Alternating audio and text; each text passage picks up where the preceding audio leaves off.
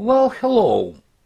First things first, because I've been absent of, and many of you know, I was gone to Puerto Rico. Now I'm back, and I can get a little bit back into business of providing some analysis. And I want to start with this funny anecdote. May 9th, 1945, Berlin.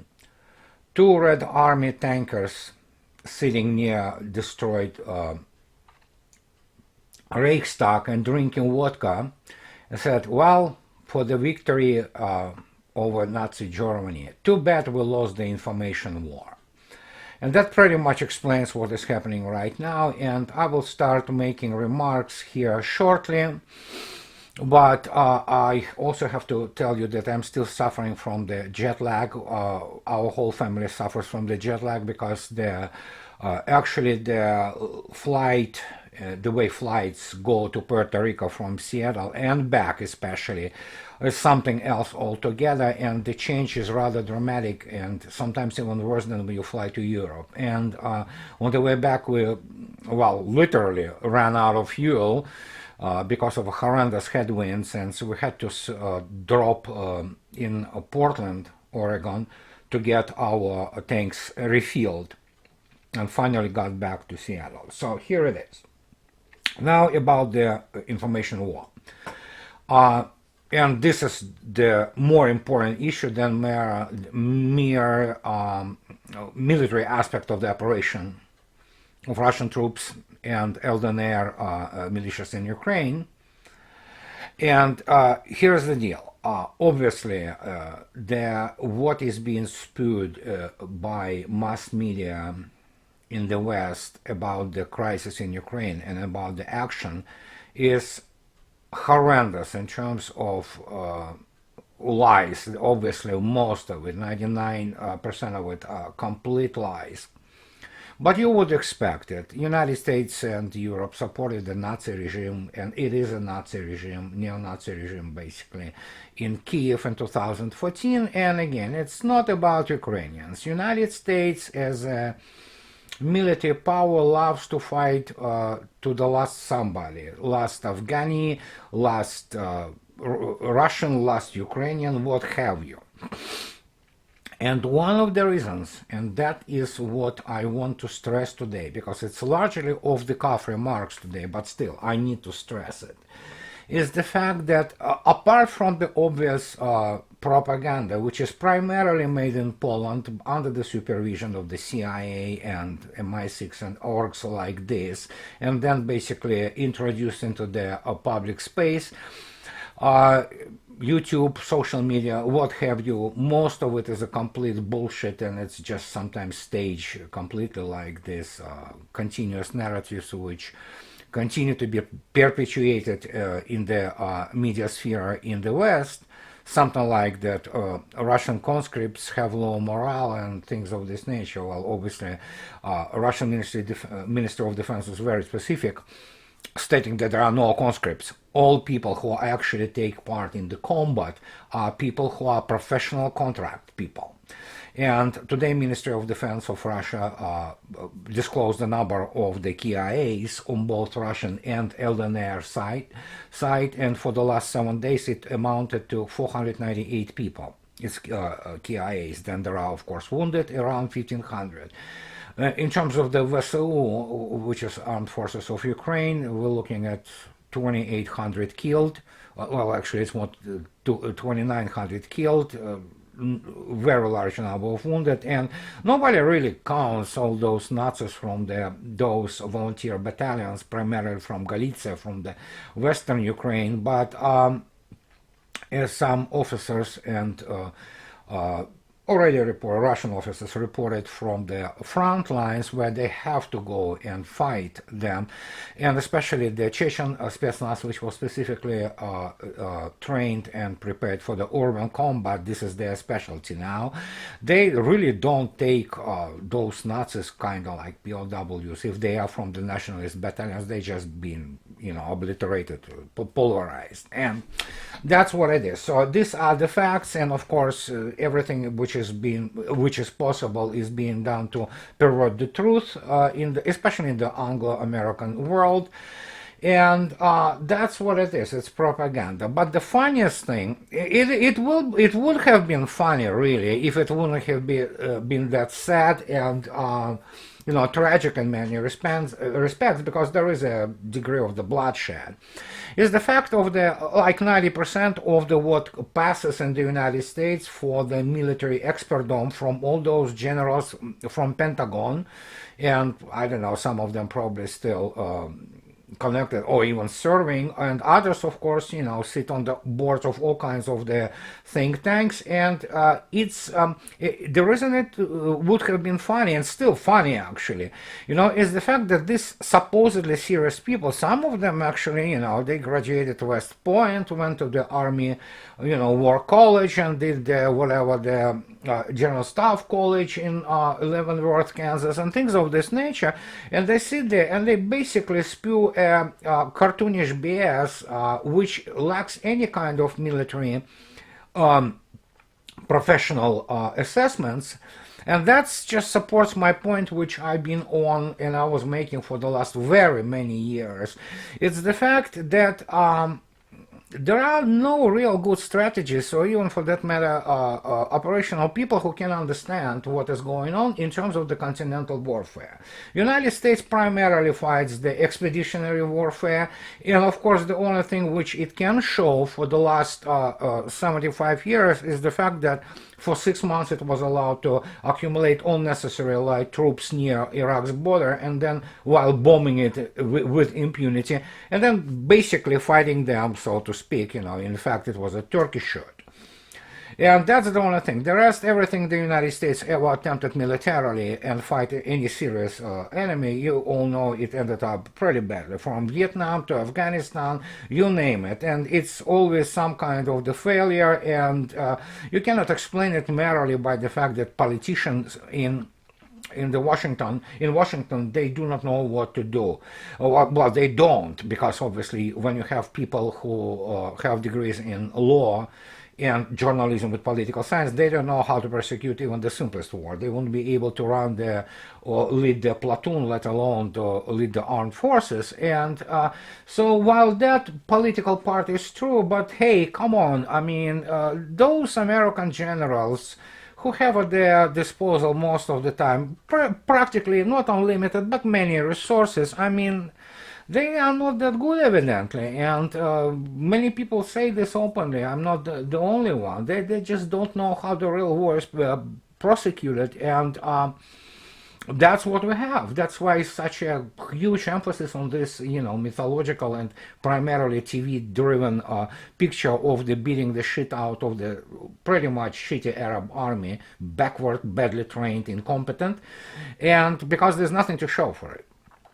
And there is a lot of professional envy and jealousy, and obviously inevitable butthurt when they have to now explain away, because they have to explain away, they have to lie, they have to turn it into some kind of the point that, you see, this is not how you do it, while in reality they themselves are now in the shock and awe, because the scope of the operation in Ukraine is just absolutely stunning, the same as the execution of it.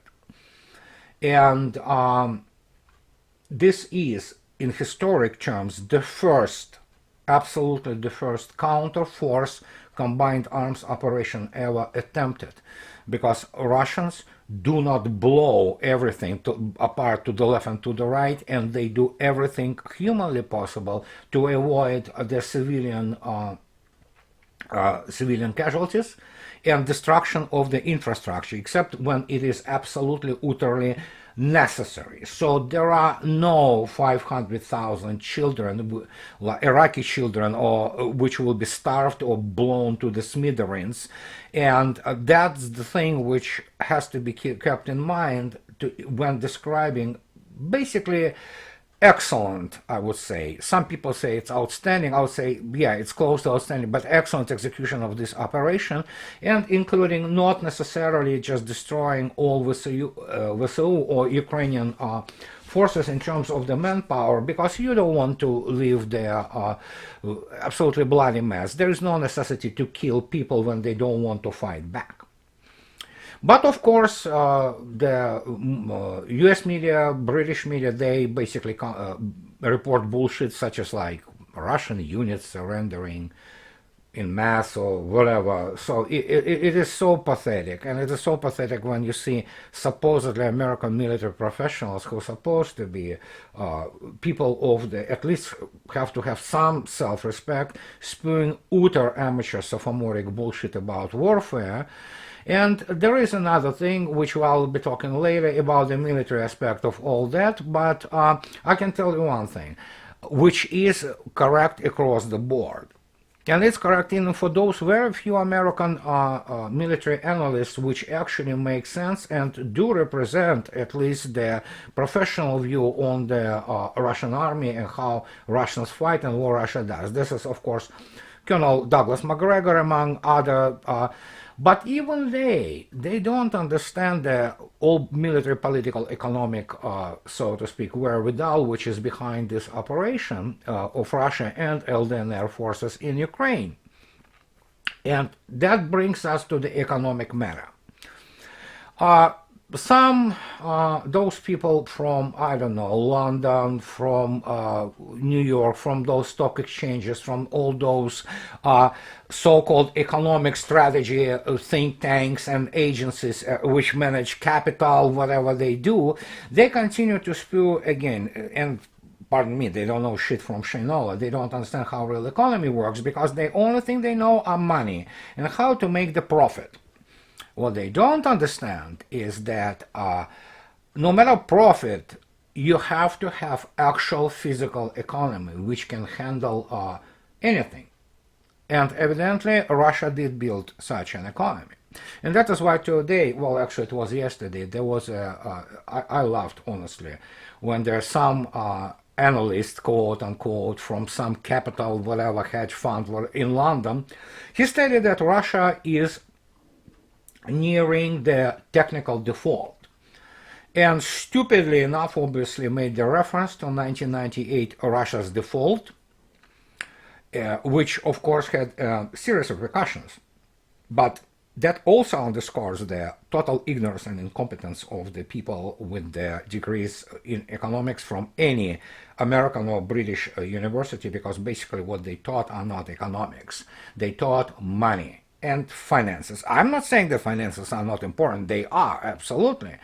But the point is, those people don't understand that default, even technical default, is the issue when the side, financial part, so to speak, financial side, defaults. It means that it stops paying its financial obligations to the outside world. That's default. Well, because Russia begins to stop paying her financial obligations to the outside world, is not because it cannot pay it. In fact, Russia is extremely solvable. There is a lot of money there. No, because it is a response to the sanctions and other aggressive and hostile actions by the West, which are directed at Russia. Simple as that. And so this is not a default. This is a response.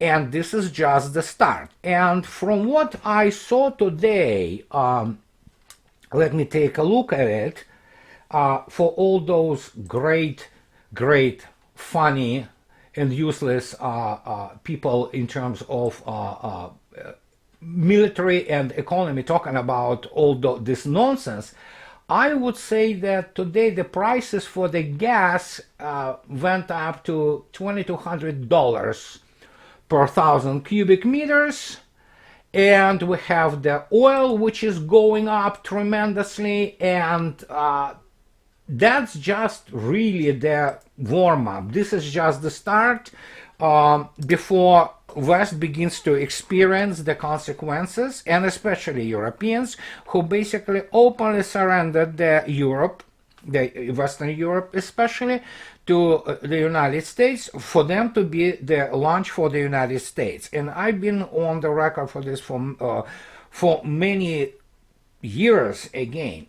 European economy will be destroyed. I mean, industry. Europe will be reduced to the touristy place with the service and real estate economy primarily to banking sector, but European industries will be wiped out. They will be wiped out by the horrendous energy prices, while the United States, for example, retains and avoided the sanctioning of Russia's hydrocarbons. Not only that, but Gazprom already stated yesterday that it's actually at the maximum of its capacity, fulfilling the contractual obligations to Europe. So Europe didn't kill yet the Russian imports from the point of view of Europe of the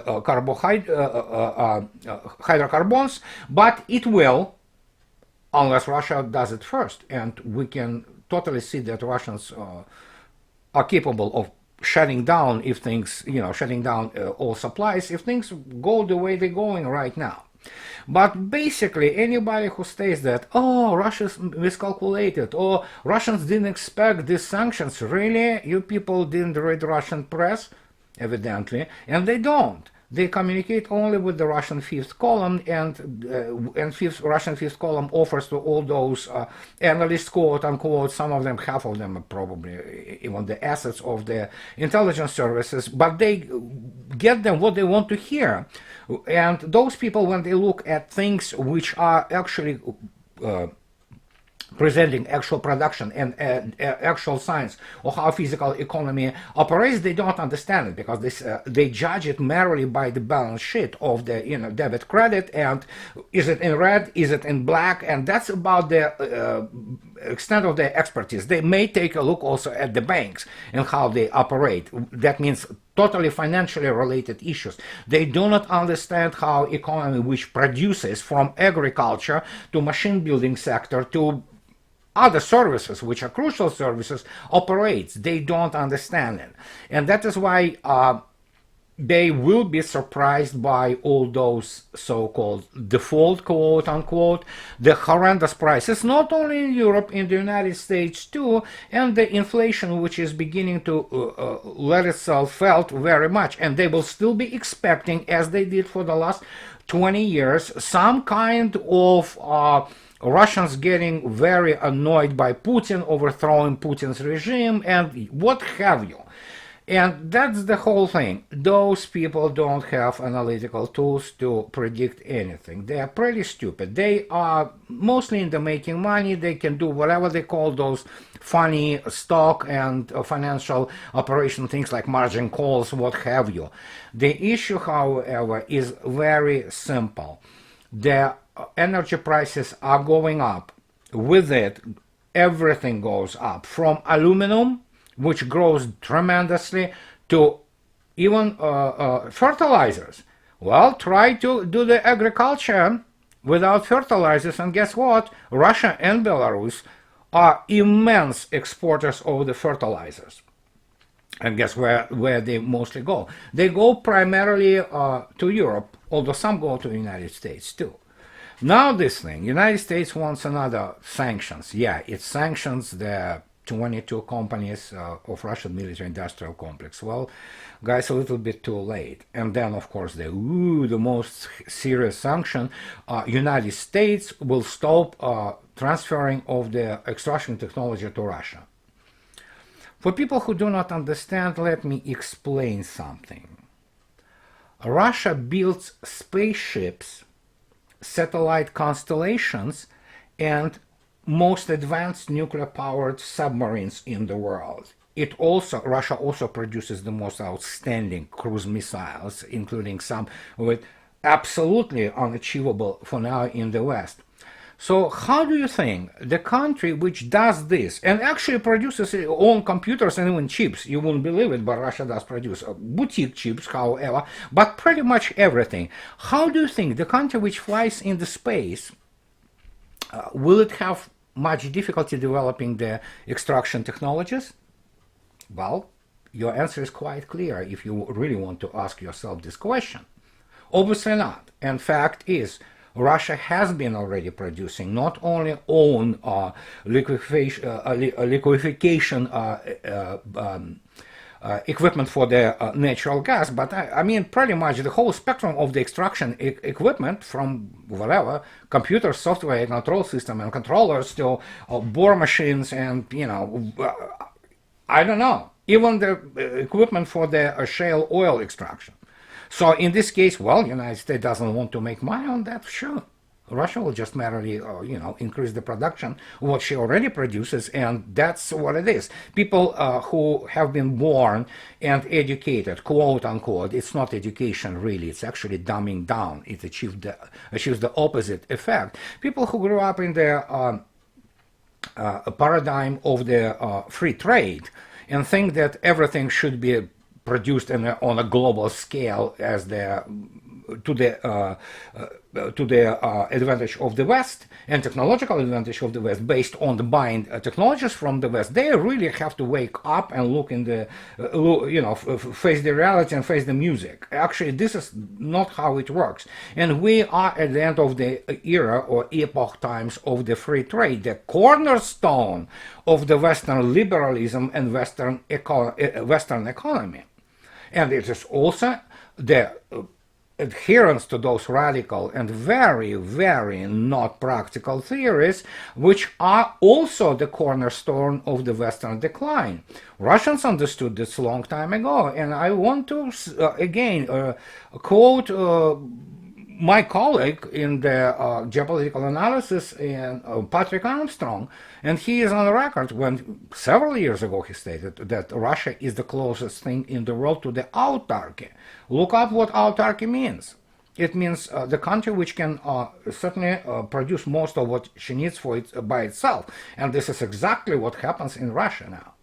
So, and yeah, after Boeing refuses to service and sell airplanes to Russia, hey, Russia has MS-21, Russia has SSJ online now. So, and with the diminishing international travel, now I don't think so Russia will need that many planes from Airbus or Boeing. And so it's just the way it is. And many people in the West don't understand what they are witnessing and what they are experiencing. They do not have mental and educational faculties to grasp it. And again, I blame part of it on the very bad American education, higher education in the humanities field, and the fact of the basically illness of the American exceptionalism, which doesn't allow people to see the real picture. And the real picture is this. Strategically, Russia will wrap the serious combat operations in Ukraine fairly soon. I will give it probably a couple weeks, maybe 3 at the most, because Russians move kind of cautiously in terms of preserving and trying to preserve as many civilians as they can, and do not kill all armed forces of Ukraine in one major assault. But this campaign, and I already posted it from the very beginning, will be studied in the most serious military academies in the world as the example of how you do conduct that kind of operations. As my friend Pepe Escobar says, he said it's police operation. In many respects it is, albeit with some real heavy fighting and major use of the combined arms means. But that's exactly what it is. It's a counter force operation. It's not going to be counter value, as the United States did it prior everywhere, including in Iraq and including in Afghanistan, blowing the shit to the left and to the right without any regard to civilian casualties. And we know the numbers were staggering. So this is my kind of introductory, after my return from Puerto Rico, off-the-cuff remarks today. But I can tell you that from what I see so far, I can say that the performance of Russian armed forces is very solid. There is a lot of net centricity and extreme fast actions, which you can see, and they are very professional, including the use of the standoff and high precision weapons. And I would expect that, as I already stated, in a couple, 3 weeks, major operations to be over. And after that, the fate of Ukraine will be settled. And I think so what will be left will be small portion of genuine Ukraine, several oblasts or regions around Kiev, and of course the western Ukraine. The rest will be formed into some kind of new state entity, which will be indeed independent and very pro-Russian. LDNR eventually will join Russia as parts of Russian Federation. So, and that is the final objective. And this war, remember, always look at the larger picture. It's a private case of a larger war between the combined West, led by the United States, and Russia. And Russia is winning. And that what drives all of them, from the pathetic American journalists to those generals and colonels who pass for military experts. That's what drives them crazy. And you will hear more and see more bullshit fakes and, you know, all kinds of stuff like that. Hey, that's what they do. That's the only thing they can do. They cannot fight real serious war. And I am already on record. I will reiterate it yet again. The United States lost the arms race to Russia. And that's going to be discussed down the road. And I'm talking about the gap is immense. And that is why the only thing which is left for the combined West and their elites, which are Russophobic, and many of them do have neo-Nazi views themselves, what's only left is to fight Russia to the last Ukrainian, but this is not how Russia fights. So this is what I wanted to say for today, and if it's a little bit kind of random, you have to forgive me. I'm still in the jet lag mode because we have a horrendously difficult flights and very short, well, relatively short staying in Puerto Rico.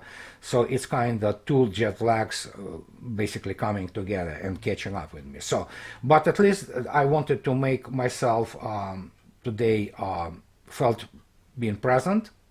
And as always, if you like what I do, please support me on Patreon and just subscribe to my channel. And guys, have a nice day, and I'll be talking to you later.